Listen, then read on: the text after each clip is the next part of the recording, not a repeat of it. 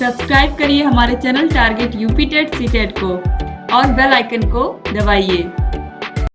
Hello friends, मैं रेनू स्वागत करती हूँ आप सभी भावी अध्यापक एवं अध्यापिकाओं का आपके अपने channel target UP TET CTET में।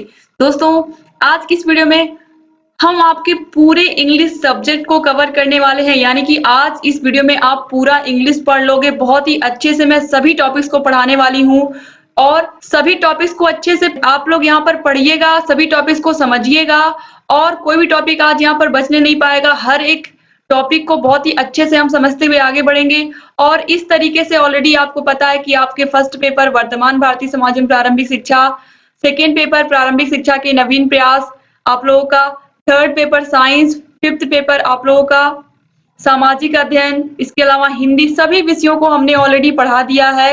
एक ही वीडियो में हर एक विषय का आपको पूरा सिलेबस मिल जाएगा। आप उन वीडियोस को देखिएगा, आपको बहुत बहुत फायदा होगा। तो इसी तरीके से आज यहाँ पर हम पूरे इंग्लिश विषय को आज इस इंग्लिश की वीडियो में कंप्लीटली पढ़ेंगे और आपकी एग्जाम से पहले आप लोगों के सभी विषयों की तैयारी इतनी अच्छी हो जाए कि आप लोगों के मन में जो भी थोड़ा बहुत भय है वो दूर हो जाए। तो आज इंग्लिश की क्लास लेने के बाद आप लोगों को ये पता चल जाएगा कि हाँ, आप लोग की इंग्लिश की तैयारी बहुत अच्छी है। तो चलिए हम बिना किसी देरी के इंग्लिश को स्टार्ट करते हैं और सभी टॉपिक्स को कवर करते हुए अच्छे से पढ़ते हुए हम चलेंगे। और दोस्तों, आप लोग वीडियो को शेयर करना मत भूलिएगा। प्लीज अपने फ्रेंड्स को भी शेयर कर दिया करिए, अपने कॉलेज के ग्रुप में, व्हाट्सएप ग्रुप में, जहां पर भी आपको लगे आपके फ्रेंड्स को भी इस वीडियो की जरूरत है, प्लीज आप शेयर कर दिया करें, क्योंकि आप ही लोगों के लिए इतनी मेहनत हो रही है, आप ही लोगों के लिए हाथ से लिख करके नोट्स बना रहे हैं, आप ही लोगों के लिए समय निकाल रहे हैं। तो अगर आप लोग अधिक से अधिक प्रशिक्षुओं तक इन वीडियोस को नहीं पहुंचाओगे तो फिर इनके बनाने का कोई महत्व नहीं रह जाएगा। तो प्लीज दोस्तों वीडियो को शेयर कर दिया करें। तो चलिए हम टीचिंग मेथड सबसे पहले पढ़ेंगे। आपको पता है कि आपके इंग्लिश सब्जेक्ट में सबसे पहले टीचिंग मेथड्स ही आते हैं। तो टीचिंग मेथड के बारे में हम पढ़ेंगे, किसकी खोज किसने की और इसमें यूनिट क्या होती है, डायरेक्ट मेथड में, बाइलिंगुअल मेथड में, ग्रामर ट्रांसलेशन मेथड में या फिर डॉक्टर वेस्ट मेथड में, इन सभी में क्या क्या मेरिट्स हैं, क्या क्या डीमेरिट्स है। मैक्सिमम एग्जाम में पूछता है कि क्या मेरिट है, क्या डीमेरिट है, यानी कि अगर डायरेक्ट मेथड को हम ले तो इसकी अच्छाइयां क्या है, यानी कि मेरिट क्या है और बुराइयां क्या है या कमियां क्या है, डीमेरिट्स क्या है, यही बार बार एग्जाम में पूछता है और इसका खोज किसने किया। तो चलिए हम देखते हैं। सबसे पहले डायरेक्ट मेथड हम पढ़ेंगे। डायरेक्ट मेथड की ओरिजिन, यानी कि इसका जन्म कहाँ से हुआ है, फ्रांस से हुआ है और यहाँ पर आप देखिए इसका प्रिंसिपल कहाँ का है, जर्मनी का है। अब यहाँ पर देखिए इसका एम क्या है, इंग्लिश टू इंग्लिश, यानी कि ये इंग्लिश टू, इसीलिए तो इसे डायरेक्ट मेथड कहते हैं। इंग्लिश को सीखने का डायरेक्ट मेथड क्यों कहते हैं, क्योंकि इसमें हम इंग्लिश टू इंग्लिश बोलते हैं, हिंदी का अपने मदर टंग का हम कहीं यूज ही नहीं करते हैं। और इसका जो यूनिट होता है, यूनिट सेंटेंस होता है, ये बहुत महत्वपूर्ण है कि जो आपका डायरेक्ट मेथड है इसका जो यूनिट होता है वो सेंटेंस होता है। इसका मेथड क्या है, इंडक्टिव मेथड है। अब यहाँ पर देखिए मेन फोकस किस पर होता है, ये भी बहुत महत्वपूर्ण है, स्पीकिंग और लिसनिंग पर, यानी कि बोलने पर और सुनने पर, सुनने और बोलने पर ही विशेष ध्यान दिया जाता है डायरेक्ट मेथड में। डायरेक्ट मेथड होता क्या है, चलिए यहाँ पर अब देखते हैं। Direct method is a natural method because teacher teaches English to English, यानी कि यहाँ पर क्या होता है, जैसे मान लीजिए कोई कहानी लिखी हुई है इंग्लिश में, कोई भी चीज लिखी हुई है तो टीचर उसको इंग्लिश टू इंग्लिश ही पढ़ाते हैं और किसी भाषा का यूज वो करते ही नहीं है, सिर्फ इंग्लिश में ही उस वर्ड का मीनिंग भी बताएंगे तो इंग्लिश में ही बताएंगे और उसको आपको इंग्लिश में ही समझाएंगे। एक भी वर्ड किसी और भाषा का नहीं यूज होगा। डायरेक्ट मेथड में टोटल इंग्लिश टू इंग्लिश की ही बात होगी, ये बात आप लोग समझ लीजिए अच्छे से। अब यहाँ पर आप देखिए बेस्ड ऑन एजम्पशंस, यानी कि ये एजम्पशंस पर बेस होता है और it developed as a reactions to the grammar translation method, यानी कि ये जो है ये ग्रामर ट्रांसलेशन मेथड के रिएक्शंस पर ही डेवलप हुआ है। लेकिन ये जो है ये ग्रामर ट्रांसलेशन मेथड से बहुत डिफरेंट है। अभी मैं आपको जब ग्रामर ट्रांसलेशन मेथड पढ़ाऊंगी तब आपको समझ में आएगा कि ये जो मेथड है डायरेक्ट मेथड, ये बहुत ही अलग है ग्रामर ट्रांसलेशन मेथड से, क्योंकि जो ग्रामर ट्रांसलेशन मेथड होता है उसमें तो आप मदर टंग का भी यूज कर सकते हैं, लेकिन इसमें केवल और केवल इंग्लिश टू इंग्लिश ही आपको पढ़ना है। इसीलिए यहाँ पर आप देखिए डायरेक्ट मेथड को हम नेचुरल मेथड कहते हैं। नेचुरल मेथड क्यों कहते हैं, क्योंकि इसमें केवल और केवल इंग्लिश का ही प्रयोग होता है, हिंदी का प्रयोग नहीं होता है। अब इसके मेरिट क्या है, यही एग्जाम में पूछता है, यही इंपॉर्टेंट है, यही आपको पढ़ना है। मेरिट क्या है, डीमेरिट क्या है। तो मेरिट ऑफ डायरेक्ट मेथड में in front of related object, यानी कि ये क्या है, ये बहुत ही खर्चीला मेथड है। क्यों खर्चीला है? क्योंकि इसमें जिस टॉपिक के बारे में आप पढ़ा रहे हो उसको आपको बच्चों के सामने ला करके दिखाना भी है उस टॉपिक को। ठीक है, तो अगर आप बच्चों को किसी भी टॉपिक के बारे में पढ़ा रहे हैं तो उसको आपको अपने क्लास में उस चीज को लाना है। अगर आप किसी पेड़ के बारे में पढ़ा रहे हैं या किसी पौधे के बारे में, तुलसी के पौधे के बारे में पढ़ा रहे हैं मान लीजिए क्लास में, तो तुलसी का पौधा गमले में लगा करके आपको उसको क्लास में लेकर के आना, बच्चों को दिखाना है क्यों इसे हम हॉली ट्री कहते हैं, इसकी क्या क्या इसमें औषधि गुण होते हैं इस पौधे में। तो उसको आप इंग्लिश में पढ़ा रहे हो, लेकिन आपको फ्रंट में भी उस पौधे को ला करके क्लास में रखना होगा। तो इसीलिए यहाँ पर देखिए in front of related object, यानी कि जो भी टॉपिक आप पढ़ाओगे उसका आपको वहां पर बच्चों को सब्जेक्ट को दिखाना भी होगा।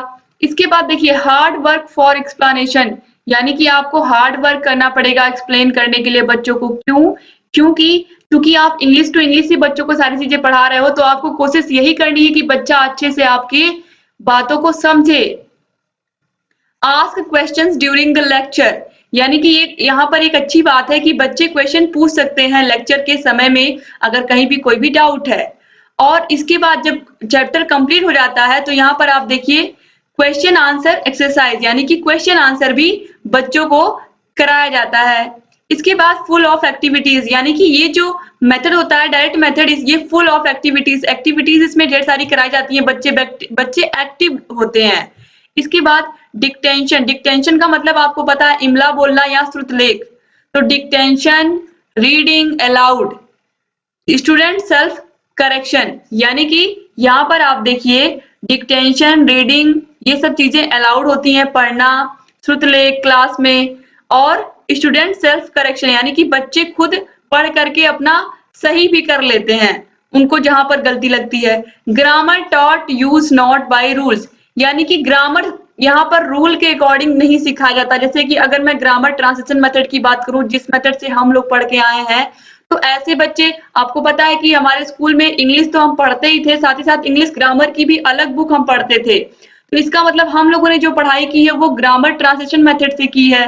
और यहाँ पर ये जो डायरेक्ट मेथड है इसमें आप देखिए इसमें ग्रामर की कोई बुक ही नहीं होती है, यानी कि इसमें ग्रामर कोई रूल मतलब ग्रामर की रूल अलग से नहीं बताया जाता है। जो क्लास में बच्चे ने सीख लिया वही सीख लिया, उसको अलग से ग्रामर के रूल्स नहीं बताए जाते हैं। तो ये चीजें यहाँ पर आप देखिए, ये मेरिट हो गए डायरेक्ट मेथड के।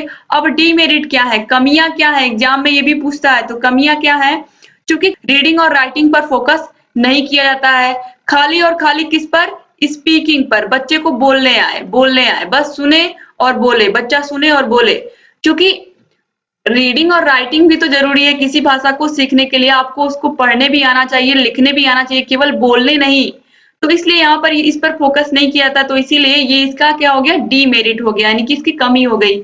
एक्सपेंसिव बहुत है, जिस भी चैप्टर के बारे में, जिस भी टॉपिक के बारे में आप पढ़ाओगे उसका आपको ऑब्जेक्ट लाकर क्लास में रखना होगा। तो एक्सपेंसिव भी है, मतलब महंगा भी है, टाइम टेकिंग भी है, क्योंकि आपको उस चैप्टर को पढ़ाने से पहले, टॉपिक को पढ़ाने से पहले आपको उस ऑब्जेक्ट के बारे में भी सोचना पड़ता है, उसको भी क्लास में लेकर के आना है, बच्चों को दिखाना है, तो टाइम भी इसमें लगता है।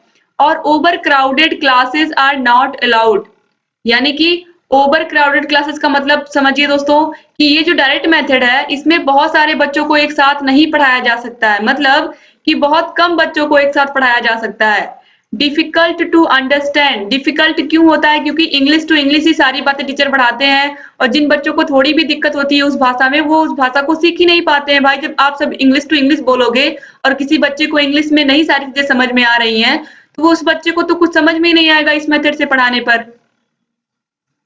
इसके बाद है this method is not appointed in Indian school, इसीलिए हमारे इंडियन स्कूलों में इस मेथड को अलाउ नहीं किया गया है, क्योंकि हमारे यहाँ अलग अलग प्रांतों में, अलग अलग राज्यों में बच्चे अलग अलग भाषाएं बोलते हैं, तो फिर इंग्लिश को अगर केवल आप इंग्लिश टू इंग्लिश ही सिखाओगे तो बच्चे कैसे सीखेंगे। इसीलिए इंडिया में यहाँ पर देखिए ये अलाउ ही नहीं किया गया है। ईच स्टूडेंट नॉट सेटिस्फाइड, सभी स्टूडेंट सेटिस्फाई हो भी कैसे सकते हैं, क्योंकि सारे बच्चे तो एक समान होते नहीं है क्लास में। तो ये इसकी कुछ डीमेरिट हैं। तो उम्मीद करती हूँ कि ये आपको पूरा समझ में आया होगा। अब यहाँ पर हम पढ़ेंगे grammar translation method. Grammar translation method आप लोगों को बहुत ही अच्छे से समझ में आएगा, क्योंकि इसी विधि से आप लोगों ने पढ़ाई की है। तो ग्रामर ट्रांसलेशन मेथड से बार बार एग्जाम में क्वेश्चन भी पूछता है। तो इसे हम ओल्डेस्ट मेथड कहते हैं, सबसे पुराना मेथड। इसे क्लासिकल मेथड भी कहते हैं, इसे ट्रेडिशनल मेथड भी कहते हैं, और ये बहुत ही पॉपुलर है कहाँ, हमारे इंडिया में। ठीक है, तो इसका इतने सारे नाम है, सभी को याद रखना है आपको। उसके बाद टीचिंग यूनिट क्या है? टीचिंग यूनिट वर्ड है। क्यों वर्ड है, मैं आपको बताती हूँ कि जब टीचर मान लीजिए इंग्लिश में कोई भी कहानी पढ़ा रहे हैं, ठीक है, कोई भी कहानी पढ़ा रहे हैं, तो वो क्या करेंगे, वो वर्ड टू वर्ड मीनिंग बताएंगे। जैसे दिस इज अ काउ लिखा हुआ है, तो दिस का मतलब बताएंगे, इज का मतलब बताएंगे, ए का भी मतलब बताएंगे, और काउ का भी मतलब बताएंगे। वो सभी का अर्थ बताएंगे, एक एक वर्ड का अर्थ बताएंगे। इसीलिए टीचिंग यूनिट क्या है, इसका वर्ड है। जबकि आपने डायरेक्ट मेथड में क्या देखा था, टीचिंग यूनिट सेंटेंस था। अब देखिए, teacher reads every sentence and translate every sentence into mother tongue through word by word, यानी कि हर एक शब्द की मीनिंग बताई जाती है। हर एक सेंटेंस के हर एक शब्द की मीनिंग टीचर बताते चलते हैं बच्चों को, ताकि बच्चों का जो कॉन्सेप्ट है वो क्लियर होता चले। यही है ग्रामर ट्रांसलेशन मेथड। और हम लोगों ने क्या इसी तरीके से इंग्लिश पढ़ी है कि हम लोगों को टीचर पढ़ाते थे और वर्ड टू वर्ड हर वर्ड की मीनिंग बताते हुए चलते थे। अब देखिए, target language learned by mother tongue, यानी कि जो लैंग्वेज हम सीख रहे हैं, जैसे मान लीजिए इंग्लिश लैंग्वेज हम सीख रहे हैं अपने मदर टंग, अपनी हिंदी भाषा, अपनी हिंदी मातृभाषा की सहायता से हम दूसरी भाषा या इंग्लिश भाषा को सीख रहे हैं, तो इंग्लिश भाषा हो गई टारगेट लैंग्वेज, और जो हमारी मातृभाषा मदर टंग है वो हमारी हिंदी भाषा हो गई। तो हिंदी भाषा की मदद से हम इंग्लिश भाषा को सीख रहे हैं, तो इंग्लिश भाषा हमारी टारगेट लैंग्वेज, यानी कि टारगेट क्या हमारा इंग्लिश सीखना, तो इसीलिए हमने इसको टारगेट लैंग्वेज कह दिया इंग्लिश को। तो टारगेट लैंग्वेज को हम कैसे सीखेंगे, अपनी मदर टंग की सहायता से, यानी कि अपने हिंदी भाषा की सहायता से। अब देखिए, major focus on reading and writing. आप लोगों को अच्छे से पता है कि हम लोगों को इंग्लिश पढ़ने पर बहुत फोकस किया जाता है ग्रामर ट्रांसलेशन मेथड में, कि हमको इंग्लिश पढ़ने आए और इंग्लिश लिखने आए। अब देखिए, मेथड नोन टू अननोन, यानी कि इसमें जो मेथड का प्रयोग किया जाता है वो नोन टू अननोन, यानी कि जो हमें पता है। जैसे हिंदी भाषा हमें पता है, तो हम हिंदी भाषा की सहायता से, अपने मदर टंग की सहायता से हम इंग्लिश भाषा को सीखेंगे। यानी कि आगमन से निगमन विधि का प्रयोग करते हैं हम इस मेथड में। किसमें? ग्रामर ट्रांसलेशन मेथड में। Focus on the rules of the grammar. आप लोगों को अभी मैंने बताया कि हम लोगों को स्कूल में इंग्लिश ग्रामर की बुक अलग से पढ़नी होती थी। अभी यहाँ पर भी आप इंग्लिश पढ़ रहे हो, तो यहाँ पर भी आपको ग्रामर के रूल्स अलग से आपके सिलेबस में भी अलग से दिए हुए हैं। Noun, pronoun, article, active, passive, ये सभी चीजें दी गई हैं। क्यों दी गई हैं? क्योंकि आपको इंग्लिश को बाय रूल भी समझना है। तो इसलिए focus on the rules of the grammar, यानी कि ग्रामर के रूल्स पर बहुत फोकस किया जाता है ग्रामर ट्रांसलेशन मेथड में। अब इसकी मेरिट क्या है? ग्रामर ट्रांसलेशन मेथड की मेरिट क्या है? Hindi is the mother of instruction, यानी कि सारी चीजें बच्चों को हिंदी में बताई जाती हैं। पहले आप इंग्लिश को अच्छे से एक बार सेंटेंस को आपने पढ़ा, उसके बाद वर्ड टू वर्ड हर मीनिंग को आप बच्चों को हिंदी में बताओगे, और हिंदी में भी उस पूरे सेंटेंस की मीनिंग एक बार फिर बताओगे। तो इस तरीके से जो हिंदी है वो क्या है? मदर ऑफ इंस्ट्रक्शन है। Useful at the primary stage, यानी कि जब प्राइमरी स्टेज में हम बच्चों को पढ़ाते हैं, क्लास 6-7 ईयर तक, 9-10 तक भी ये बहुत उपयोगी है। इसके बाद यहाँ पर आप देखिए, time saving, over crowded class. आपको अच्छे से पता, अगर क्लास में ज्यादा बच्चे भी हैं तो भी जो ग्रामर ट्रांसलेशन मेथड है, इससे आसानी से बच्चे समझ पाएंगे जो भी टीचर पढ़ाएंगे, क्योंकि इसमें क्या कर रहे हैं टीचर, वर्ड टू वर्ड हर एक वर्ड की मीनिंग हिंदी में ट्रांसलेट कर रहे हैं। Accuracy, correct knowledge of grammar, यानी कि इसमें जब कोई भी टीचर अगर ग्रामर ट्रांसलेशन मेथड से आप लोगों को इंग्लिश बता रहा है, तो उसकी एक्यूरेसी अच्छी होनी चाहिए, स्पीड अच्छी होनी चाहिए, और उसको इंग्लिश के जो रूल्स हैं, जो ग्रामर के रूल्स हैं, उसकी नॉलेज बहुत अच्छी होनी चाहिए, तभी वो इंग्लिश भाषा को अच्छे से पढ़ा पाएंगे। अब डीमेरिट क्या है ग्रामर ट्रांसलेशन मेथड के? तो देखिए, अनवांटेड मेथड। अनवांटेड मेथड क्यों कहा गया है? क्योंकि listening, speaking, reading and writing, इन चारों में केवल रीडिंग और राइटिंग पर ही ज्यादा फोकस किया जाता है, स्पीकिंग पर नहीं। तो स्पीकिंग क्या हो जाता है? नेग्लेक्ट हो जाता है। यानी कि बच्चे, जैसे आप किसी भी भाषा को सीख रहे हो, आपको उसे पढ़ना आना चाहिए, लिखना आना चाहिए, बोलना भी आना चाहिए। तो अगर आप बोल नहीं पा रहे हो, उस भाषा को बोल ही नहीं पा रहे हो, तो फिर आप किसी से उस भाषा में अच्छे से आप बात ही नहीं कर पाओगे। जैसे अगर आपने इंग्लिश भाषा को सीख लिया तो उसका उपयोग भी तो करने आना चाहिए। तो यहाँ पर इसकी डीमेरिट यही है कि स्पीच को नेग्लेक्ट कर दिया जाता है। इसके अलावा exact translation not possible, word to word translation कभी कभी पॉसिबल नहीं होता है, कभी कभी हमें केवल भावार्थ ही समझना होता है, तो ये भी बहुत जरूरी होता है। तो इसलिए यहाँ पर ये एक डीमेरिट है।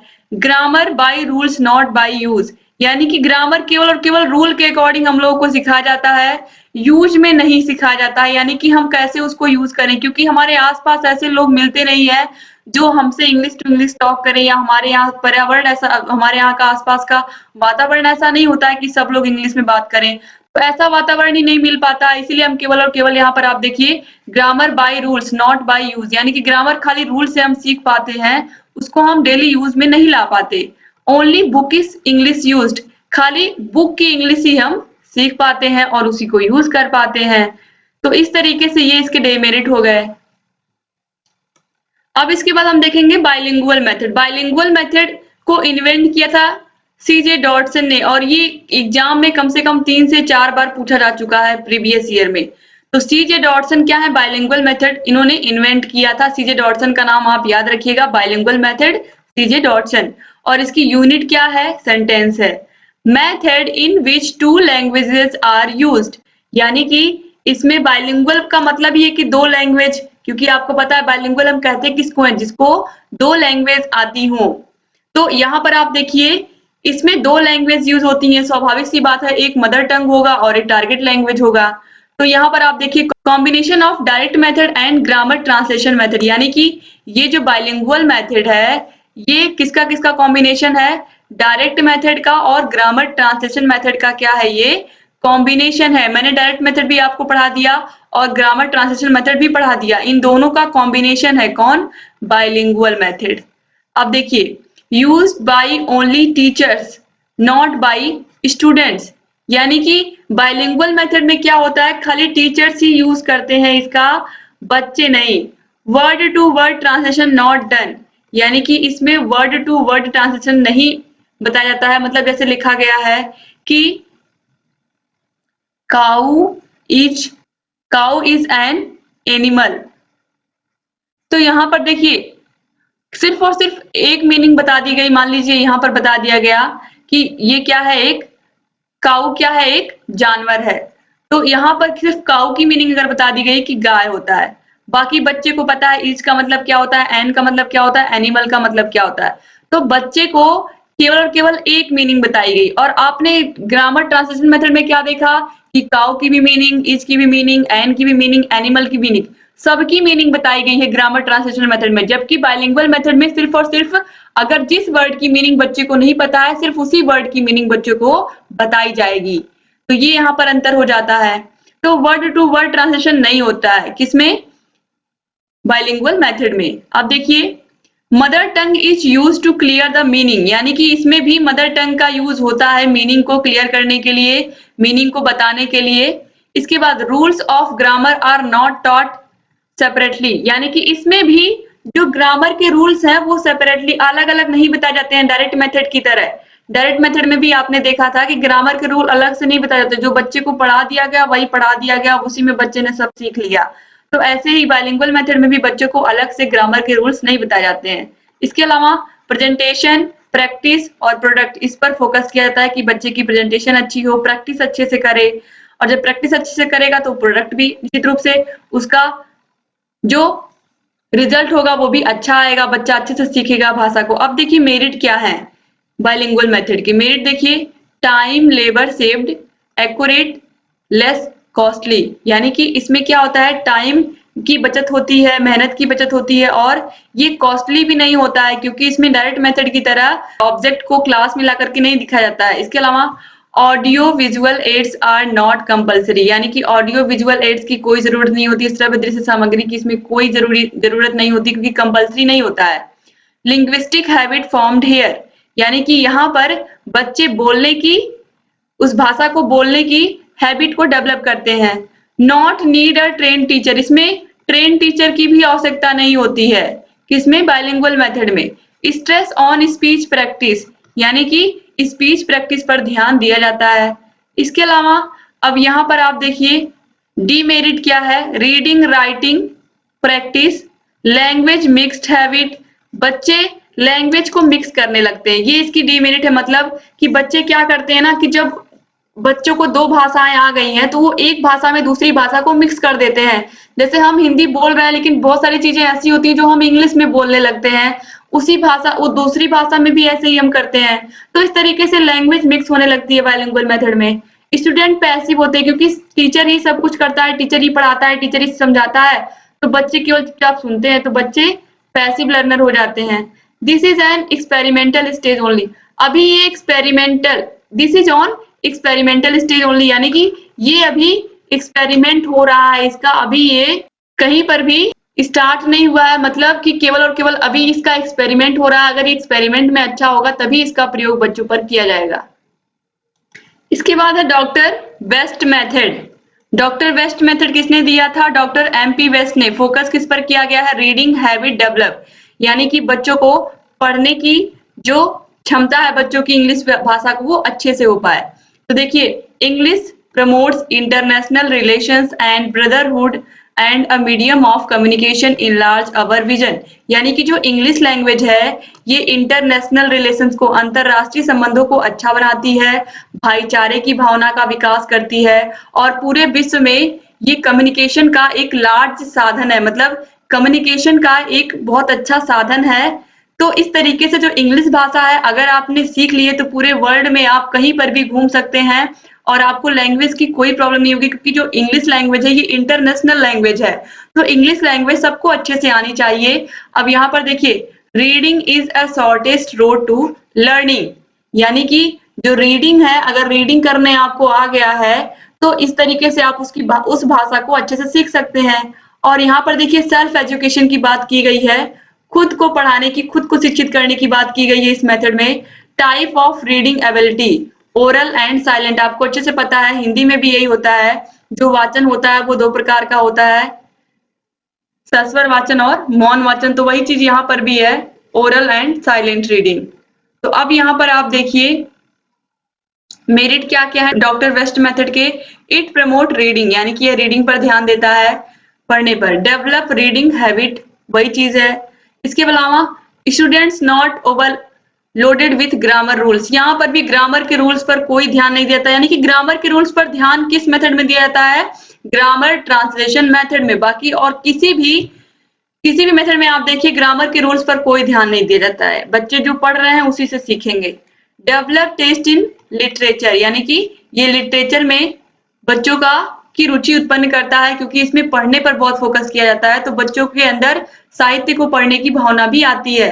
इनहेंस वोकेबुलरी, बच्चे जो कि पढ़ते हैं तो पढ़ते पढ़ते उनकी जो वोकेबुलरी है, उनकी जो शब्दकोश की क्षमता है, यानी कि जो उनका शब्दकोश है वो भी बढ़ता है।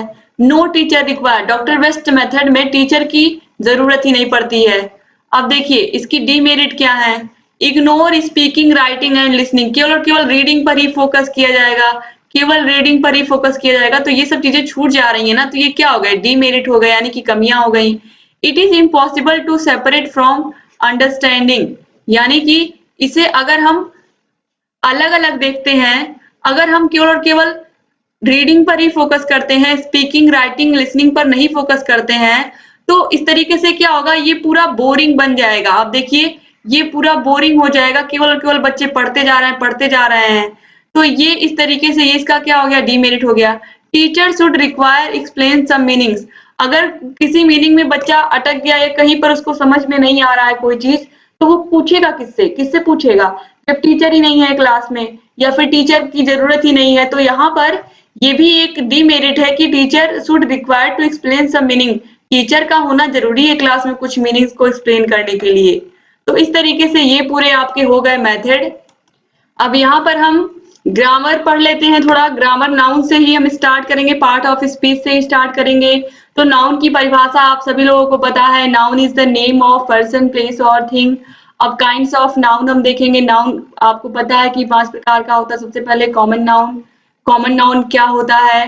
Common noun is the name common to every person और thing of the same class kind और ग्रुप। जैसे कि बॉय, कोई लड़का है तो लड़के नाम अलग अलग होते हैं, राम श्याम मोहन, लेकिन हम बोलेंगे क्या कि वो लड़के हैं। ऐसे गर्ल गीता, सीता, मीना, रीता, ये सभी क्या है, लड़कियां हैं, लेकिन हम स्पेशली क्या यूज करते हैं उनके लिए, एक ही जाति का यूज करते हैं, वो है गर्ल। इसी प्रकार सिटी, शहर, हम बहुत सारे शहरों को बोलते हैं, दिल्ली है, कलकत्ता है, चेन्नई है, ये सभी क्या है, शहर है। Book, river, etc. इस तरीके से यहाँ पर कॉमन नाउन उन नाउन्स को कहते हैं जो कि सेम क्लास के होते हैं, एक ही जाति के होते हैं और वो पूरे अपनी जाति का बोध कराते हैं, जैसे कि कुत्ता, बिल्ली। तो इस तरीके से ये सभी भी कॉमन नाउन में ही आएंगे। अब देखिए इसके बाद प्रॉपर नाउन। प्रॉपर नाउन जो होता है यहाँ पर आप देखिए, ये किसी पर्टिकुलर पर्सन, पर्टिकुलर प्लेस और पर्टिकुलर वस्तु के बारे में बात करता है। जैसे कि पर्टिकुलर पर्सन कोई अनिल है, पर्टिकुलर कोई वुमेन है या गर्ल है गीता, पर्टिकुलर कोई प्लेस है दिल्ली, पर्टिकुलर कोई नदी है गंगा। तो किसी विशेष व्यक्ति का बोध कराते हैं, किसी विशेष स्थान का बोध कराते हैं, तो वैसे शब्द प्रॉपर नाउन कहलाते हैं। अब कलेक्टिव नाउन है। कलेक्टिव नाउन क्या होता है? Collective noun is the collection of persons और things, groups together as one whole. जैसे कि आर्मी, आर्मी में क्या होता है, ढेर सारे लोगों का क्या होता है, एक समूह होता है, तो इसलिए इसे क्या कहेंगे हम, कलेक्टिव नाउन या समूहवाचक संज्ञा कहेंगे।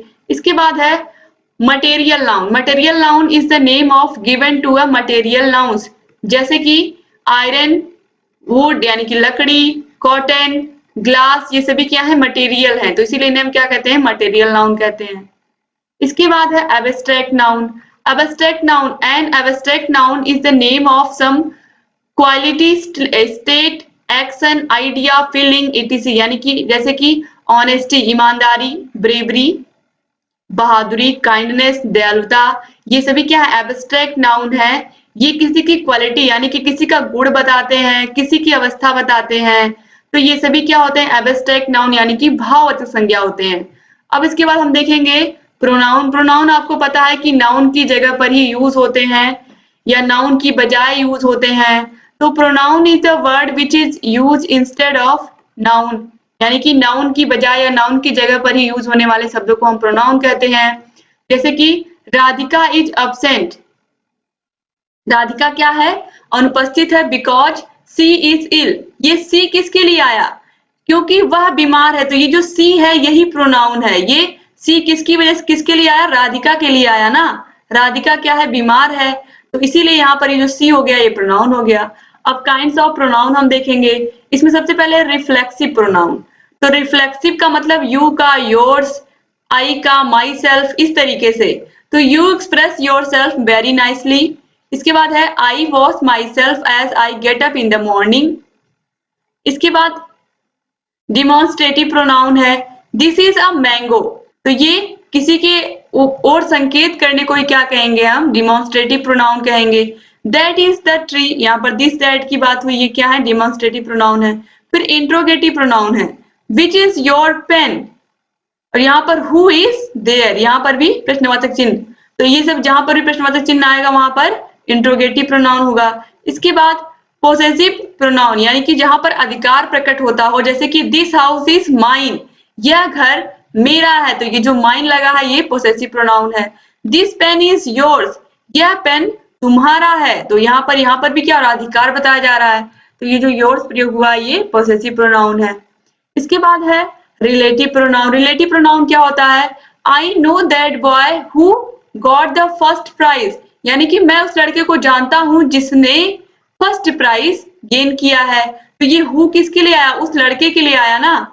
This is my friend whose parents live in America, यानी कि यह मेरा वही फ्रेंड है जिसके whose parents live in America, तो ये जो हु और हुज यूज हुआ है ये रिलेटिव प्रोनाउन को बताता है। इसके बाद है एम्फेसाइजिंग प्रोनाउंस। तो इसमें क्या होता है, I myself lifted the heavy box alone, यानी कि इसमें देखिए आई के तुरंत बाद माई सेल्फ आया है। You did the whole work yourself, तो ये क्या हो गया, एम्फेसाइजिंग प्रोनाउन। तो इस तरीके से अब हम देखेंगे लास्ट है पर्सनल प्रोनाउन। पर्सनल प्रोनाउन का मतलब आपने अभी देखा था, हिंदी में भी मैंने बताया था, पुरुषवाचक सर्वनाम। पुरुषवाचक सर्वनाम क्या था, 3 प्रकार का था, प्रथम पुरुष, मध्यम पुरुष और अन्य पुरुष। सेम वही चीज है, प्रथम पुरुष मैं या मुझे, सेकेंड पर्सन जिससे आप बात कर रहे हो तुम या तुमको, और थर्ड जिसकी बात हो रही है वह या उसको। वही चीज है सेम इंग्लिश में भी, पर्सनल प्रोनाउन 3 प्रकार का। सिंगुलर में देखिए फर्स्ट पर्सन में मी, आई और मी, इसका अगर हम प्लूरल करेंगे तो वी और अस हो जाएगा। इसके बाद सेकंड पर्सन है सिंगुलर में यू, योर्स, और इसका प्लूरल करेंगे तो योर और योर्स हो जाएगा। Third person he, him, his, she, her, it, और इसका प्लूरल दे और देम। तो इस तरीके से ये आपने देखा, पूरे प्रोनाउन के प्रकार भी आपने देख लिया। अब यहाँ पर हम एडजेक्टिव देखेंगे, एडजेक्टिव की परिभाषा देखेंगे। एन एडजेक्टिव डिस्क्राइब्स और मॉडिफाइज नाउन और pronoun in a sentence. It normally indicates quality, size, shape and more about noun और प्रोनाउन। यानी कि ऐसे शब्द जो नाउन और प्रोनाउन की विशेषता बताते हैं वो शब्द कहलाते हैं विशेषण। विशेषण शब्द किसी भी नाउन या प्रोनाउन की क्वालिटी बताते हैं, उसकी साइज बताते हैं, उसकी शेप बताते हैं, उसके बारे में सारी इंफॉर्मेशन देते हैं। तो एडजेक्टिव वर्ड विशेषता बताते हैं, जैसे कि एग्जाम्पल अ जेंटल मैन, यानी कि एक मैन है, मैन तो नाउन हो गया लेकिन वो क्या है, जेंटल है, तो ये जो जेंटल हो जाएगा ये हो जाएगा एडजेक्टिव। अ ग्रीन बलून, बैलून क्या है, बैलून कोई वस्तु है तो ये तो नाउन है, लेकिन इसके आगे क्या लगा, ग्रीन, उसकी क्वालिटी बताई गई तो ग्रीन क्या हो गया, ये हो गया adjective. An honest man, an honest में ये जो ऑनेस्ट है ये उसकी ईमानदारी बता रहा है, किसकी, आदमी की, तो आदमी तो नाउन हो गया लेकिन ऑनेस्ट क्या हो गया, एडजेक्टिव हो गया। Good, bad, beautiful, much, little, whole, every, ये सभी क्या है, एडजेक्टिव है। नाउन या प्रोनाउन की विशेषता बताने वाले वर्ड्स को ही हम क्या कहते हैं, एडजेक्टिव कहते हैं। इसके बाद हम देखेंगे एडवर्ब। एडवर्ब क्या होते हैं? An adverb is a word which generally qualifies a verb, an adjective or another adverb, but it also qualifies sentence or any part of speech except noun and a pronoun। यानी कि यहाँ पर कहा गया जो एडवर्ब होते हैं ये वर्ब की विशेषता, क्रिया की विशेषता बताते हैं, इसीलिए इन्हें क्रिया विशेषण कहते हैं। साथ ही एडजेक्टिव विशेषण की भी विशेषता बताते हैं और इसके अलावा किसी एडवर्ब की भी विशेषता बताते हैं। यानी कि ये सभी की विशेषता बताते हैं केवल नाउन और प्रोनाउन को छोड़ करके। जैसे कि सी सिंग्स स्वीट, वह गाती है, सी सिंग्स स्वीट, यानी कि वह गाती है अच्छा। तो ये जो वह गाती है लेकिन कैसा गाती है, गाना क्या हो गया, सिंग्स, गाना मतलब ये हो गया क्रिया वर्ब, लेकिन कैसा गाती है, स्वीट गाती है, तो ये गाने का क्या हो गया, तारीफ करना हो गया ना, तो इसीलिए स्वीट क्या हो गया, एडवर्ब हो गया। ही स्पीक्स फ्लुएंटली, वह बोलता है, तो बोलना क्या हो गया, वर्ब हो गया, लेकिन कैसे बोलता है, फ्लुएंटली, बहुत ही अच्छे से बोलता है, फ्लो में बोलता है, तो ये जो फ्लो हो गया या फ्लुएंटली हो गया ये एडवर्ब हो गया। A horse can run very fast, horse can run मतलब हॉर्स तो दौड़ता है, ये घोड़ा तो दौड़ता है, लेकिन कैसे, वेरी फास्ट, ये जो फास्ट यूज हुआ ये हो गया एडवर्ब। तो इस तरीके से क्रिया की विशेषता बताने वाले, विशेषण की विशेषता बताने वाले वर्ड्स ही क्या होते हैं, एडवर्ब होते हैं। अब यहाँ पर हम जो बहुत इंपॉर्टेंट टॉपिक है आपका वो है आर्टिकल। आर्टिकल के बारे में पढ़ेंगे, बहुत सारे बच्चे कह रहे थे ये जितने भी चैप्टर्स मैं पढ़ा रही हूँ ऑलरेडी मैंने सभी चैप्टर्स को सेपरेट पढ़ा दिया है, लेकिन आप लोगों के कहने पर एक पूरा होल वीडियो में बना रही हूँ जिसमें मैं सभी अच्छे से यहाँ पर एक्सप्लेन कर रही हूँ, हर एक चैप्टर को मैं एक्सप्लेन कर रही हूँ। तो चलिए आर्टिकल भी हम देख लेते हैं, इसको भी मैंने पूरा ऑलरेडी पढ़ाया है आप लोगों को हैंड रिटन नोट्स के माध्यम से।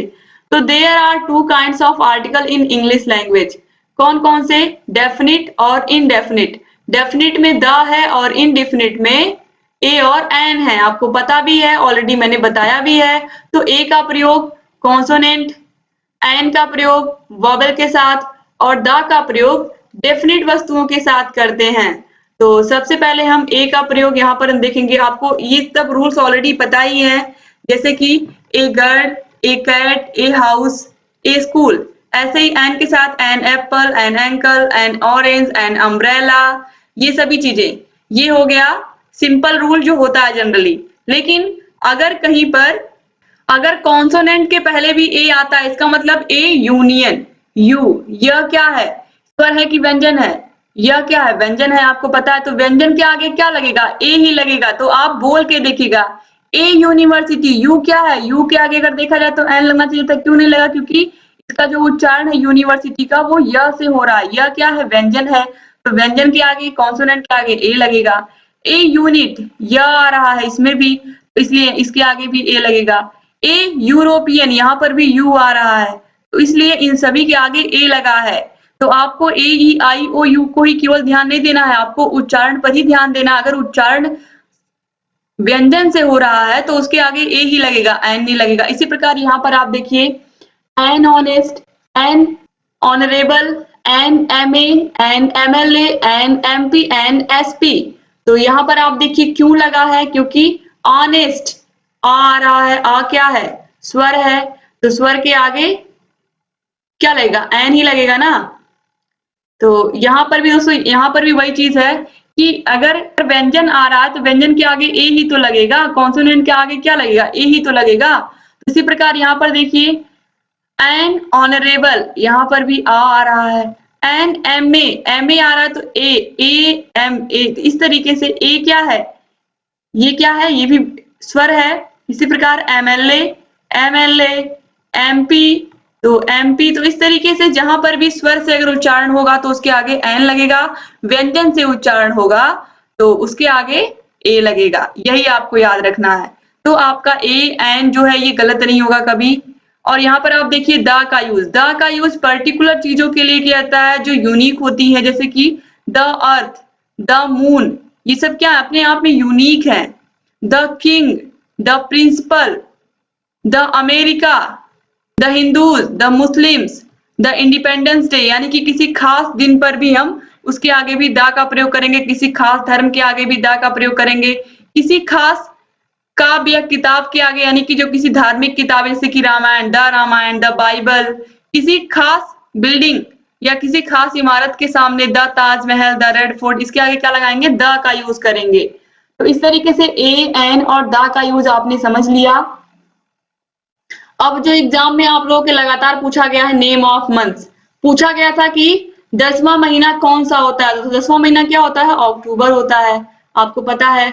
अगर 7वां पूछ लेगा तो 7वां जुलाई होता है, 9वां पूछ लेगा तो 9वां क्या होता है, सितंबर होता है, 12वां पूछ लेगा तो 12वां क्या होता है, दिसंबर होता है। तो ये आपको याद होना चाहिए क्योंकि एग्जाम में पूछा। और बार बार दोस्तों फरवरी बहुत पूछता है, क्योंकि फरवरी की स्पेलिंग बच्चे गलत कर देते हैं। तो FEBRUARY, फेब्रवरी, इस तरीके से इसको बोलते हैं, तो इसकी स्पेलिंग आप याद रखिएगा। तो ये एग्जाम में पूछा गया है, इसको बहुत हल्के मत लीजिए, बहुत ही आसानी से 1 नंबर आपको मिल सकता है। इसके बाद नेम ऑफ वीक या डेज नेम में देखिए, यहाँ पर मैंने लिख दिया है क्योंकि बहुत बच्चे कंफ्यूज हो रहे थे। बार बार एग्जाम में पूछा है कि Friday is the which day of week, यानी कि वीक का कौन सा डे है, फ्राइडे। तो फ्राइडे 6 डे कैसे, क्योंकि इंग्लिश में हम संडे से जोड़ते हैं। Sunday is the first day of week, Monday is the second, Tuesday is the third, Wednesday is the fourth, Thursday is the fifth, Friday is the sixth and Saturday is the 7th day. तो इस तरीके से आप याद रखिएगा। इसका PDF already मैं free PDF आप लोगों को दूंगी टेलीग्राम पर। बस दोस्तों प्लीज आप लोग वीडियो को शेयर कर दीजिए अगर आपको मेरी मेहनत अच्छी लग रही हो। मैंने सभी विषयों को इस तरीके से पढ़ाया है और सभी विषयों को आप लोगों ने पसंद भी किया है, तो प्लीज वीडियो को शेयर करना ना भूलें। इसके बाद दोस्तों यहाँ पर आप देखिए active and passive voice. Active and passive voice में भी एग्जाम में आप लोगों से क्वेश्चन पूछा गया है। तो एक्टिव वॉइस देखिए, इसमें सब्जेक्ट क्या होता है, मुख्य होता है। पैसिव वॉइस में क्या होता है, ऑब्जेक्ट मुख्य होता है। एक्टिव से पैसिव बनाने के नियम पर हम विशेष रूप से ध्यान देंगे। आपको पता है कि एक्टिव से पैसिव बनाने में सबसे पहला रूल यही होता है कि सब्जेक्ट के स्थान पर ऑब्जेक्ट आ जाता है और ऑब्जेक्ट के स्थान पर सब्जेक्ट आ जाता है। जैसे कि Sita sings a song, Sita sings a song. तो यहाँ पर आप देखिए, अब यहाँ पर ये जो सीता है ये ऑब्जेक्ट के स्थान पर आएगी और जो ऑब्जेक्ट है सॉन्ग ये सब्जेक्ट के स्थान पर आएगा। तो यहाँ पर आप देखिए a song is sung by Sita. अब संग क्यों आया, क्योंकि जो एक्टिव से पैसिव जब हम बनाते हैं, जब हम पैसिव में बनाते हैं तो पैसिव में वर्ब की थर्ड फॉर्म प्लस बाई हमेशा यूज होगा। इसको आप लोग अच्छे से समझ जाइए क्योंकि ये आप लोग के लिए बहुत बहुत जरूरी है। ठीक है, तो याद रखिएगा आप लोग कि वर्ब की थर्ड फॉर्म के बाद बाई का प्रयोग होगा। तो अ सॉन्ग इज संग by Sita, Sita sings a song का हो जाएगा अ सॉन्ग इज संग बाई सीता। अब देखिए सहायक क्रिया विल, शैल, कैन, मे के साथ बी का भी प्रयोग करना है। एक्टिव से पैसिव बनाते समय वर्ब की थर्ड फॉर्म का प्रयोग करते हैं। अब यहाँ पर देखिए रूल्स हैं एक्टिव से पैसिव बनाने में। Present indefinite present continuous tense में चेंज होगा, present continuous tense present perfect tense में चेंज होगा, present perfect tense present perfect continuous tense में चेंज होगा। यहाँ पर भी वही रूल है सेम। तो इंडेफिनिट टेंस में अगर हम देखेंगे तो यहाँ देखिए प्रेजेंट टेंस में इस तरीके से रूल होगा, और इसको जब मैं एग्जाम्पल से समझाऊंगी तो बेटर तरीके से आपको समझ में आएगा। जैसे यहाँ पर आप देखिए, जो Gopal buys a book, Gopal ने एक बुक खरीदी। जब इसका हम पैसिव बनाएंगे तो a book is bought by Gopal. Gopal कहाँ पर आ गया? ऑब्जेक्ट की जगह पर आ गया। और अ बुक जो कि यहाँ पर देखिए ऑब्जेक्ट था, ये सब्जेक्ट के स्थान पर आ गया। तो इस तरीके से रमा बीट्स हिम, तो he is beaten by Rama. इसके बाद he does not write a letter, तो a letter is not written by him. Is क्यों लगा? अ लेटर के बाद क्या लगेगा? इज एम आर में क्या लगेगा? इज ही लगेगा, क्योंकि एक लेटर है, इसका मतलब सिंगुलर है, तो सिंगुलर नाउन के साथ सिंगुलर वर्ब भी लगेगा। इसके बाद पास्ट इंडेफिनिट में हम देखेंगे यू रोट अ लेटर, तो अ लेटर क्या आएगा? सबसे पहले आएगा अ लेटर, फिर अ लेटर क्या है? इसके साथ वर लगेगा या फिर वर लगेगा? वाज लगेगा। वाज फिर रिटन वर्ब की थर्ड फॉर्म प्लस बाई, फिर उसके बाद यू का यू ही रहेगा। तो a letter was written by you. फिर है दे एट सम एप्पल्स, उन्होंने कुछ एप्पल खाए, तो some apples were eaten by them. उसके बाद फ्यूचर टेंस हम देखेंगे they will play a game, तो a game will be played by them. Will के साथ बी आएगा क्योंकि ये फ्यूचर टेंस का रूल होता है। सेल के साथ भी बी आएगा। इसके बाद my mother will love me, तो I shall be loved by my mother. I के साथ क्या लगता है? सेल लगता है ना। उसके बाद बी, फिर वर्ब की थर्ड फॉर्म प्लस बाई, उसके बाद यहाँ पर जो सब्जेक्ट है उसकी जगह पर यहाँ पर ऑब्जेक्ट में आ जाएगा वही सब्जेक्ट। इसके बाद एक्टिव से पैसिव बनाने पर कुछ रूल्स आपको याद रखने हैं। आई का मी हो जाता है, वी का अस हो जाता है, यू का यू ही रहता है, ही का हिम, सी का हर, दे समवन एवरीवन का देम हो जाता है, एनीवन को हटा देते हैं, और कोई भी नाउन ज्यों का त्यों ही रहता है। तो कॉन्टिन्यूअस टेंस में हम क्या करते हैं? कॉन्टिन्यूअस टेंस में देखिए, कॉन्टिन्यूअस टेंस में इज एम आर के साथ वर्ब की आईएनजी फॉर्म होती है, और ये इज एम आर के साथ बीइंग लगेगा। जब हम कॉन्टिन्यूअस टेंस को चेंज करते हैं पैसिव में, तो इज एम आर के साथ बीइंग प्लस वर्ब की थर्ड फॉर्म यूज होती है। और इसी प्रकार से पास्ट कॉन्टिन्यूअस टेंस में वाज वर्ब के साथ वर्ब की आईएनजी फॉर्म, तो वाज वर्ब के साथ प्लस बीइंग प्लस वर्ब की थर्ड फॉर्म। बस केवल बीइंग आपको याद रखना है, बाकी सारा रूल इंडिफिनिट की तरह ही है। तो यहाँ पर आप देखिए a child is eating a banana, तो a banana is being eaten by child, क्योंकि बीइंग लगेगा प्लस वर्ब की third form plus by plus object. The girl is cleaning the cups, the cups are being cleaned by the girl. The teacher is teaching us, we are being taught by teacher. इसके बाद देखिए चौथा है a cat was catching a rat was being caught by the cat, यानी कि rat कैसे पकड़ा गया? किसके द्वारा? कैट के द्वारा पकड़ा गया। इसके बाद he was learning words, तो words were being learned by him. इसके बाद आप देखिए प्रेजेंट कॉन्टिन्यूअस टेंस कैसे चेंज होगा। Present continuous tense is am are verb की आईएनजी फॉर्म, ये अभी आपने देखा कि किस तरीके से चेंज हुआ है, यही मैंने भी आपको बताया है कि कैसे is am are plus being plus verb की थर्ड फॉर्म, और was verb plus ING form किस में चेंज हो जाएगा? Was verb plus being plus verb की थर्ड फॉर्म में चेंज हो जाएगा। अब परफेक्ट टेंस कैसे चेंज होता है? देखिए परफेक्ट टेंस में हैज और हैव के साथ वर्ब की थर्ड फॉर्म यूज होती है प्रेजेंट परफेक्ट टेंस में। अब हैज हैव के साथ बीन आ जाएगा और वर्ब की थर्ड फॉर्म आ जाएगी, बस सिंपल सा। यही आपको हेल्पिंग वर्ब ऑलरेडी पता ही है, बस इसमें बीन आ जाएगा, एक हैज हैव के साथ बीन। और यहाँ पर पास्ट परफेक्ट टेंस में हैड के साथ वर्ब की थर्ड फॉर्म होती है, तो हैड बीन के साथ वर्ब की थर्ड फॉर्म आ जाएगी। इसके बाद फ्यूचर परफेक्ट टेंस में देखिए shall have will have verb की third form, shall have been will have been plus verb की थर्ड फॉर्म। तो चलिए हम बनाते हैं एक्टिव से passive. A peon has rung the bell, तो ये हो जाएगा the bell has been rung by the peon, has been plus verb की थर्ड फॉर्म। इसके बाद बाई, फिर someone has stolen my books, तो माई बुक्स माई बुक, दोस्तों बुक्स नहीं बुक होगा, my book has been stolen by someone. इसके बाद we had done this work, this work had been done by us. इसके बाद है he had learnt these words, तो these words had been learnt by him। आप यहाँ पर देखिए हैड का प्रयोग, हैड सेम का सेम है, बस हैड के साथ बीन आ गया और वर्ब की थर्ड फॉर्म लगती ही है और उसके साथ बाई आता ही है। तो ऑलरेडी आपको पता है कि पैसिव वॉइस में वर्ब की थर्ड फॉर्म प्लस बाई आता है, और चूंकि ये परफेक्ट टेंस है, परफेक्ट टेंस में हैड लगता है, हैड अपनी जगह पर है और उसके साथ बीन आ गया है। बस क्या आ गया है, बीन आ गया है, किसमें, परफेक्ट टेंस में। अब देखिए I shall have taught this lesson, तो this lesson will have been taught by me, क्योंकि ये किसमें है, फ्यूचर परफेक्ट टेंस में है।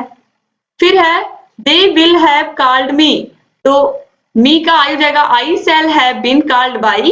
दोस्तों जितने टेंस यहाँ पर मैंने लिखे हुए हैं, इन्हीं 8 टेंस का आपने अभी देखा है एक्टिव से पैसिव, इन्हीं 8 टेंस का एक्टिव से पैसिव बनता है, तो आप लोग याद रखिएगा। अब यहाँ वन वर्ड सब्स्टिट्यूशन है, ये पूरा मैंने अभी आज से 2 दिन पहले पढ़ाया है, आप में से मैक्सिमम प्रशिक्षु ने इसको पढ़ लिया है, तो उम्मीद करती हूँ ये पूरा आपने अच्छे से पढ़ा होगा। एक बार फिर से मैं जल्दी इसको रिवाइज कर देती हूँ ताकि आप लोगों का ये भी तैयार हो जाए। देखिए सबसे पहले यहाँ पर वन हु नोज 2 लैंग्वेज, यानी कि वह व्यक्ति जो 2 लैंग्वेज यूज करता है, 2 लैंग्वेज बोलना जानता है, वो बाइलिंगुअल कहलाएगा। One who knows many language, जो बहुत सारे लैंग्वेज को जानता है, वो लिंग्विस्टिक कहलाएगा, लिंग्विस्ट कहलाएगा। A match in which another party wins, यानी कि एक मैच ऐसा जिसमें कोई भी पार्टी जीती नहीं, तो इसे हम कहेंगे ड्रा हो गया मैच या ड्रॉन। इसके बाद one who can neither read nor right, यानी कि वह व्यक्ति जो पढ़ लिख नहीं सकता है, जिसे पढ़ना लिखना नहीं आता है, उसे हम इलिटरेट कहते हैं, और जिसे पढ़ना लिखना आता है उसे लिटरेट कहते हैं, ये भी याद रखिएगा। One who believes in fate, यानी कि वह व्यक्ति जो भाग में विश्वास रखता है उसे कहते हैं fatalist. A government of the people, by the people and for the people, तो आपको पता है वह शासन जो जनता का, जनता के द्वारा जनता के लिए होता है, वह डेमोक्रेसी कहलाता है, लोकतंत्र कहलाता है। इसके बाद यहाँ पर दिया हुआ है अ फ्लैश ईटिंग एनिमल, वह एनिमल यानी कि वह जानवर जो मांस खाते हैं वो क्या कहलाते हैं, वो कार्निवोरस कहलाते हैं। 8वां है अ ग्रास ईटिंग एनिमल, वह एनिमल जो घास खाते हैं, ऐसे जानवर जो घास खाते हैं उन्हें हम कहते हैं हार्बिवोरस। इसके बाद है विच इज अगेंस्ट लॉ, यानी कि वह जो लॉ के अगेंस्ट है वो क्या कहलाता है, इलीगल, यानी कि जो लीगल नहीं है वह क्या कहलाएगा, इलीगल ही कहलाएगा। मर्डर ऑफ ह्यूमन बीइंग, किसी भी आदमी की हत्या क्या कहलाती है, होमिसाइड। किसी मर्डर ऑफ सेल्फ यानी कि खुद की हत्या, सुसाइड यानी कि आत्महत्या। मर्डर ऑफ मदर यानी कि मदर यानी कि माँ की हत्या क्या कहलाती है, मैट्रिसाइड। मर्डर ऑफ फादर, फादर की हत्या, फैट्रीसाइड। दोस्तों यहाँ पर फैट्रीसाइड हो गया था जिसे हम कहते हैं ब्रदर की हत्या, तो यहाँ पर सही हो गया है, तो इसको आप पैट्रीसाइड कर लीजिएगा। जिन भी प्रशिक्षुओं ने उस वीडियो को पढ़ा है इसको आप सही कर लीजिएगा। पैट्रीसाइड होता है फादर की हत्या और फैट्रीसाइड जो यहाँ पर था वो होता है ब्रदर की हत्या। इसके बाद murder of the king, regicide. इसके बाद है life history of a man written by himself, यानी कि किसी ने अगर अपने जीवन की पूरी आत्मकथा खुद लिखी है तो उसे हम कहते हैं ऑटोबायोग्राफी या आत्मकथा। और a life history of a man written by someone else, यानी किसी और ने अगर लिखी है किसी के जीवन के बारे में कोई किताब तो वो बायोग्राफी होगी। इसके बाद article send from one country to another, अगर हम अपने देश से कोई सामान किसी और देश में भेज रहे हैं तो वो होगा एक्सपोर्ट करना यानी कि निर्यात करना, और अगर कोई चीज मंगा रहे हैं तो उसे हम कहेंगे आयात करना या इंपोर्ट करना। तो इसके बाद 18वां है और government of the people, by the people and for the people, इसे हम डेमोक्रेसी कहते हैं, ऑलरेडी आपने देखा भी। स्टडी ऑफ एनिमल्स, एनिमल की स्टडी को हम क्या कहते हैं, जानवरों की स्टडी को हम जूलॉजी कहते हैं। स्टडी ऑफ बर्ड्स, बर्ड्स की स्टडी को हम ऑर्निथोलॉजी कहते हैं। इसके बाद है one who speaks on behalf of others, यानी कि वह व्यक्ति जो किसी के बिहाफ पे बोलता है वो होता है स्पोक्समैन या spoke person. Book without the name of author, ऐसी बुक जिसका कोई आथर ना हो या जिसका कोई आथर अज्ञात हो तो उसे हम कहते हैं एनोनिमस यानी कि अज्ञात। इसके बाद the science of vegetable life, यानी कि जिसे हम क्या कहते हैं, साइंस ऑफ वेजिटेबल यानी कि सब्जियों का विज्ञान, या फिर ये कह सकते हैं वनस्पति विज्ञान, हम किसे कहते हैं, बॉटनी को कहते हैं। Someone who purchase a study और sport as a pastime, यानी कि ऐसा जिसने कभी स्टडी को या स्पोर्ट को कभी शौक के रूप में रखा हो या फिर कभी उसने इसे पास टाइम में शौक के रूप में किया हो, तो इसे हम कहते हैं एमाट्योर। इसके बाद अ गैदरिंग ऑफ स्पेक्टेटर्स और लिसनर एट अ परफॉर्मेंस, यानी कि परफॉर्मेंस कोई हो रही है उसको बैठ करके जो बहुत सारे लोगों की गैदरिंग होती है, बैठ के लोग देखते हैं, उसे क्या कहते हैं? उन लोगों को ऑडियंस कहते हैं। लिस्ट ऑफ बुक्स, बुक्स की लिस्ट को हम क्या कहेंगे? कैटलॉग कहेंगे। Work for which no salary is paid, उसे क्या कहेंगे? ऐसा वर्क, ऐसा काम जिसके लिए कोई सैलरी नहीं मिलती, उसे हम कहते हैं honorary. A person who hates mankind, जो व्यक्ति मैनकाइंड यानी कि मानवता से घृणा करता है, उसे क्या कहते हैं? मिसैंथ्रोपिस्ट कहते हैं।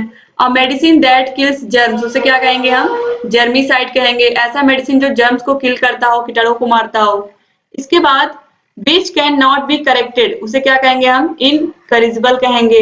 दैट कैन नॉट बी कनक्योर्ड, उसे हम कहेंगे अनकनक्योरेबल।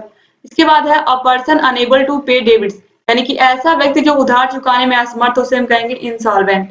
तो इस तरीके से आपने सभी को पढ़ लिया, सभी को देख लिया, और उम्मीद करती हूँ कि आपके बहुत सारे डाउट्स भी क्लियर हो गए होंगे और आपने इस पूरे विषय को अच्छे से देखा होगा, पढ़ा होगा, समझा होगा। और उम्मीद करती हूँ कि अब आपके अंदर जो इंग्लिश का डर या भय है वो समाप्त हो गया होगा। अगर ये वीडियो अच्छा लगा दोस्तों, प्लीज इस वीडियो को लाइक करना ना भूलिएगा, और अपने अच्छे अच्छे प्यारे प्यारे कमेंट्स तो आप लोग जरूर कर दीजिएगा। आपके लाइक और आपके कमेंट्स का वेट रहता है। और वीडियो को शेयर जरूर कर दीजिए अपने कॉलेज के ग्रुप में, अपने फ्रेंड्स को, व्हाट्सएप ग्रुप में, जहां पर भी आपको लगे इस वीडियो की जरूरत है, प्लीज आप लोग शेयर कर दें। अगर आप लोग थोड़ा सा भी मेरी मेहनत को अप्रिशिएट करना चाहते हैं, क्योंकि ये मेहनत मैंने सिर्फ और सिर्फ आप लोगों के लिए की है। आप लोग के कहने पर मैं जितना टोटल सब्जेक्ट मैं आपको पढ़ाई हूँ, सभी विषयों का मैंने एक ही वीडियो में पूरा सिलेबस कंप्लीट करा दिया। तो प्लीज आप लोग सभी वीडियोस को देखिए। आपको सभी विषयों की लिंक इसी वीडियो के नीचे डिस्क्रिप्शन बॉक्स और कमेंट बॉक्स में मैं दे देती हूँ। और यहाँ पर आपको आई बटन मिल जाएगा, आई बटन पर भी क्लिक करके आप जितने भी वीडियोस हमने बनाई हैं सेकेंड सेमेस्टर की, हर एक विषय के हर एक वीडियो को देख सकते हैं। अब दोस्तों मैं आपको बता सकती हूँ कि मैंने क्या क्या चीजें आप लोगों को पढ़ाई हैं। अब कुछ भी नहीं छोड़ा है मैंने। आप लोगों के सभी विषयों के हैंड रिटन नोट्स पहले ही पढ़ा चुकी हूँ मैं। हैंड रिटन नोट्स के माध्यम से ही आपकी सभी क्लासेस ली। उसके बाद सभी विषयों के राजन सीरीज को पढ़ाया, पवन सीरीज को पढ़ाया, सभी विषयों के प्रीवियस ईयर क्वेश्चन पेपर को सॉल्व करवाया, सभी विषयों के इंपॉर्टेंट क्वेश्चंस करवाए चैप्टर वाइज। तो इस तरीके से प्रीवियस ईयर क्वेश्चन पेपर 5 साल के करवाए हैं। अगर 5 साल के पेपर अगर आप तैयार करके अच्छे से चले जाते हैं, तो आप लोगों को सेकेंड सेमेस्टर में बहुत अच्छे नंबर लाने से कोई रोक नहीं सकता। इतना ज्यादा कंटेंट मैंने पढ़ा दिया, और सबसे बड़ी चीज कि हर एक विषय को एक ही वीडियो में कवर कर दिया मैंने, सिर्फ और सिर्फ आप लोगों के लिए।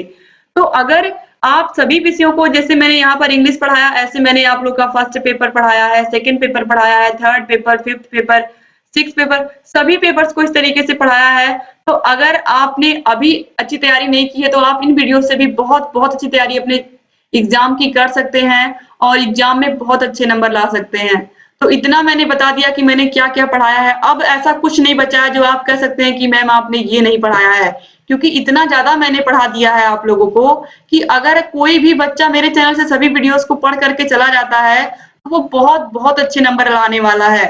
तो उम्मीद करती हूँ कि आप लोगों को बहुत सारी चीजें समझ में आ गई होंगी, बहुत सारी चीजें जो मैंने पढ़ाई हैं वो भी समझ में आ गई होंगी। फिर भी अगर आपको लगता है कि और भी कुछ अगर आपको रह गया है जानना, या अगर आपको लगता है कि और भी कुछ चीजें आपको कंफ्यूज कर रही हैं, तो भी आप मुझसे पूछ सकते हो दोस्तों। लेकिन मैंने अपनी तरफ से पूरी कोशिश की है, पूरा एकदम अपना जितना हो सकता है, मैंने जितना एफर्ट हो सकता है उतना एफर्ट मैंने डाल दिया है आप लोगों की तैयारी के लिए, ताकि आप लोग एग्जाम में अच्छा स्कोर करके आए। और आप लोग के लिए जो मैं इतनी मेहनत कर रही हूँ, वो मेहनत भी तभी सफल होगी जब आप लोग भी मेहनत करोगे, क्योंकि इतना लिखना, लिख लिख करके हर एक सब्जेक्ट को पढ़ाना सिर्फ और सिर्फ आप लोगों के लिए ये मेहनत की है दोस्तों। और हर एक विषय का फ्री पीडीएफ हम दे रहे हैं आप लोगों को, क्योंकि हमारे लिए आपकी पढ़ाई बहुत जरूरी है, आप एग्जाम में अच्छे नंबर लाओ ये बहुत जरूरी है। तो आपको हर विषय की पीडीएफ आपको हमारे टेलीग्राम पर मिलेगी। तो टेलीग्राम को अगर आपने भी ज्वाइन नहीं किया दोस्तों, तो प्लीज टेलीग्राम ज्वाइन कर लीजिए। टेलीग्राम पर हर एक विषय की हर एक वीडियो बिल्कुल फ्री मिल रही है, हर एक वीडियो की पीडीएफ आपको बिल्कुल फ्री मिल रही है। तो अगर आपने इतनी सारी मेहनत को सपोर्ट करना है, तो प्लीज चैनल को सब्सक्राइब करना बिल्कुल मत भूलिए। आप लोगों के लिए इतना किया, तो आप लोग प्लीज चैनल को सब्सक्राइब कर दीजिए हमारे, और चैनल को सब्सक्राइब करने के बाद घंटी का निशान होगा उसको भी प्रेस कर दीजिएगा, ताकि जो भी नई वीडियोस आती हैं उन सभी का नोटिफिकेशन आप लोग के पास समय से जाए, और आप हमारे सभी वीडियोस को ऐसे ही देखते रहें। दोस्तों एक बार फिर मैं आप लोगों से रिक्वेस्ट करती हूँ कि आप लोगों को कहीं भी अभी भी अगर कोई दिक्कत है, या अगर आप लोग अभी भी किसी चीज पर और वीडियो चाहते हैं, तो आप लोग बताइए। आप लोग की सभी समस्याओं का समाधान हम करेंगे, और सभी वीडियोस को ऐसे ही सभी सब्जेक्ट की वीडियोस को और किसी भी टॉपिक में अगर आपको डाउट है तो आप पूछिए, उसकी भी वीडियोस हम आप लोगों के लिए अवेलेबल करवाएंगे। उम्मीद करती हूँ कि जितना कंटेंट हमने पढ़ाया है आपको सभी समझ में आ रहे होंगे और सभी को आप पढ़ करके एग्जाम के लिए अच्छे से जाएंगे। और सबसे इम्पोर्टेंट चीज मैं बताना भूल गई आप लोगों को, और वो है कि एग्जाम में कॉपी कैसे लिखनी है। एग्जाम में कॉपी कैसे लिखनी है इसकी वीडियो आप लोग जरूर देख के जाइएगा, क्योंकि एग्जाम में अब केवल 3 से 4 दिन बचे हुए हैं आपके। तो एग्जाम में कॉपी कैसे लिखना है ये मत भूलिएगा आप लोग। वो वीडियो देख करके अगर आप नहीं जाओगे तो आप अपना ही लॉस करोगे। तो वो वीडियो आपको हमारे चैनल पर मिल जाएगा, एग्जाम में कॉपी कैसे लिखे, उसको आप जरूर देखिएगा। और अगर आपको एग्जाम में बेस्ट से बेस्ट नंबर लाने हैं तो आपको उसको देखना ही पड़ेगा। और चूंकि मैंने इतना पढ़ा दिया है तो एग्जाम में बेस्ट नंबर तो वैसे भी आने वाले हैं, और आपको अगर टॉप करना है तो टॉप करने के लिए आपको एग्जाम में कॉपी कैसे लिखनी है ये वीडियो हमारी देखनी पड़ेगी। तो इस तरीके से उम्मीद करती हूँ कि आपको पूरा वीडियो समझ में आया होगा और इंग्लिश विषय का भी डर अब खत्म हो गया होगा। और दोस्तों एक चीज और आप लोगों को बतानी है, इंग्लिश की मैंने 10 क्लासेस ऐसी ली हैं जो आप लोगों के लिए देखना बहुत जरूरी है। 10 आपको 10 क्लासेस में टोटल 100 क्वेश्चन मिलेंगे, जिसका पीडीएफ भी मैंने दे दिया है टेलीग्राम पर। तो ये जो 100 क्वेश्चन है ये आप लोग पढ़ के जाइएगा, क्योंकि ये बहुत बहुत इंपॉर्टेंट क्वेश्चन है जो एग्जाम में बार बार पूछे गए हैं। उसको मैंने 10 क्लास पढ़ाया है, उसमें आप लोगों के 100 क्वेश्चंस को बहुत ही अच्छे से क्लियर किया है। तो आप लोग उसको भी देख करके जाइएगा। ये भी बताना आप लोगों को बहुत जरूरी था। आपको इंग्लिश विषय की पूरी पीडीएफ आपको टेलीग्राम पर दे दूंगी मैं आज, तो आप टेलीग्राम से जुड़ जाइए और इन सभी का पीडीएफ आपको बिल्कुल फ्री ऑफ कॉस्ट मिलेगा। बस ऐसे ही हमारे चैनल से बने रहिए। आप लोग की बेस्ट तैयारी करवाना हमारी जिम्मेदारी है, और आप लोग के सभी विषय अगर आप हमारे चैनल से पढ़ करके जाते हैं तो आप लोगों को अच्छे से अच्छा स्कोर करने से कोई रोक नहीं सकता है। तो उम्मीद करती हूँ कि आप लोगों को ये वीडियो भी पसंद आया होगा और आप ऐसे ही हमारे चैनल से बने रहेंगे, सभी वीडियोस को देखते रहेंगे और लगातार ऐसे ही अपना भरोसा और विश्वास हमारे चैनल से बनाए रखेंगे। तो एक बार फिर से आप सभी लोगों का दोस्तों बहुत बहुत धन्यवाद। मिलते हैं नेक्स्ट वीडियो में, तब तक अपना ख्याल रखिएगा, अपने परिवार का ख्याल रखिएगा और ऐसे ही हमारे चैनल से बने रहिएगा। जय हिंद दोस्तों।